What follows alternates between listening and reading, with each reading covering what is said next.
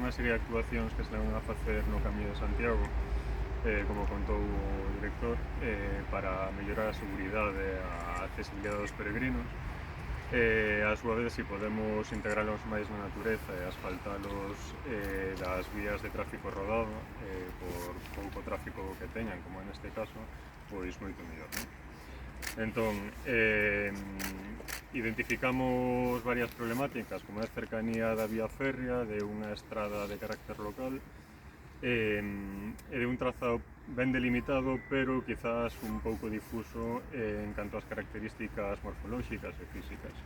Vamos certas vantaxes, como é a disponibilidade de terreos, a proximidade a un entorno natural e paisaxístico de calidade. Entón, co fin de integrar todas estas condicións, plantexanse dous proxectos de pasarela e senda, cun investimento aproximado de 190.000 euros e que se executou en 3-4 meses.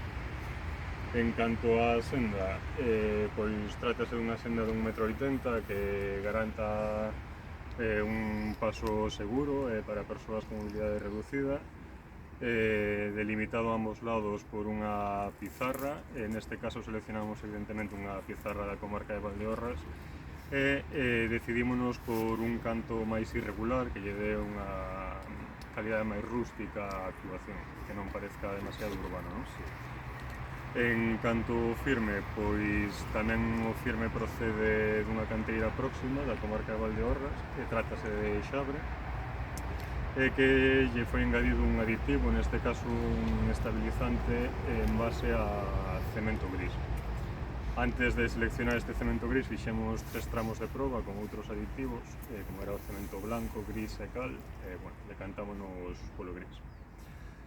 Que máis? Atopámonos con outro inconvinte que foi fruto de un informe previo das administracións afectadas, e que no primeiro tramo, nos primeiros 200, pois a Consellería de Medio Ambiente e Cambio Climático advertiunos da presencia de unha colonia reproductiva de garza real. Entón, os condicionantes derivados dese informe fixo que cambiáramos a sección tipo para ir a unha actuación de básicos, que simplemente pois estender unha capa de zaborra natural pisada. Outro dos inconvenientes, ou non inconvenientes, senón un condicionante, foi o regato de Filgueira, que é o que temos xusto aquí a nosa dereita, que estaba solventado previamente por outra pasarela, pero que comezaba a ter certos signos de deterioro. Polo tanto, decidiuse a súa retirada e a disposición dunha nova que ten unha luz de 6 metros e unha longitude total de 11 metros. Está feita de madeira maciza cunha protección autoclave que evita que a humidade se infiltre e teña unha maior durabilidade, e está pilotada directamente sobre o terreno.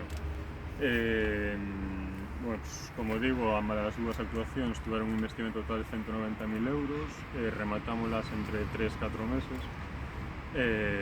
Con isto mellorouse que o peregrino se alonxara o máximo posible das estradas e da vía férrea, o aproximámolo ao encoro e ademais a unha serie de vegetación que non só ten valor paisaxístico, senón que tamén funciona como un elemento funcional que dá sombra ao peregrino.